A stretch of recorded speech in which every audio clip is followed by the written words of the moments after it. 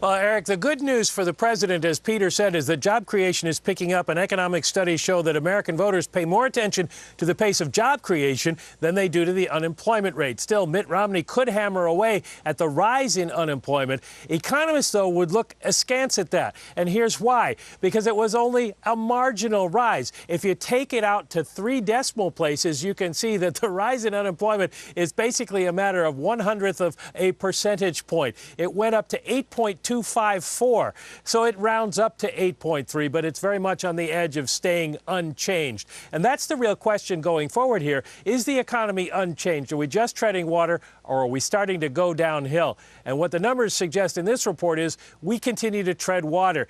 Hours worked didn't change, 34.5. Companies are still keeping their people on the payroll, still keeping factories moving at about the same pace. They're not cutting back in anticipation of any kind of a recession. That's not great news in the sense that we're not getting any better, but at least at the moment, things aren't getting any worse. So the real question here among the economists is, where are we going to be in a couple of months, Eric? Michael, how about this question, whether today's jobs report takes the Fed out of the game? I put it to David Zervos of Jefferies earlier. He said no way. What are you hearing up there? Well, the general feeling is among the economists here, and there are about 50 prominent Wall Street economists and academics, and they feel that it could.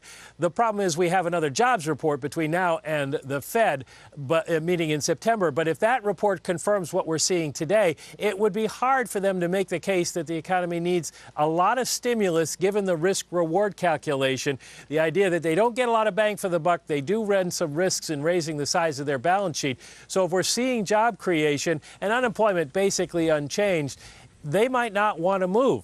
So it is a bit of a surprise, and it runs a little bit counter to what maybe some of the Fed thinking had been going into this week's number, Eric.